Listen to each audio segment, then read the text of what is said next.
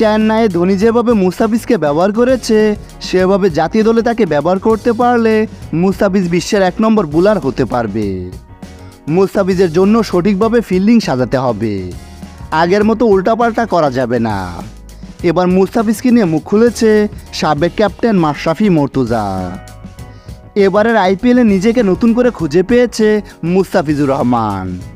জাতীয় দল থেকে বাদ হওয়া মুস্তাফিজ আইপিএলে গিয়ে পেয়েছে 14টি উইকেট, আর আইপিএল থেকে দেশে ফিরেই জিম্বাবুয়ের বিপক্ষে হয়েছে ম্যাচ সেরা। মুস্তাফিজের বোলিং দেখে এবার মুখ খুলেছে মাশরাফি।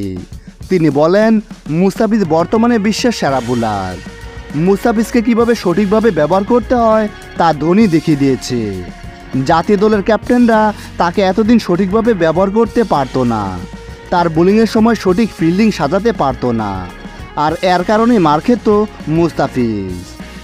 আইপিএলে ধোনির সাথে না খেললে হয়তো মুস্তাফিজকে হারাতে হতো বাংলাদেশের, কেননা জাতীয় দলে সেই অনেক আগে থেকেই মুস্তাফিজকে কাজে লাগাতে পারছে না ক্যাপ্টেনরা।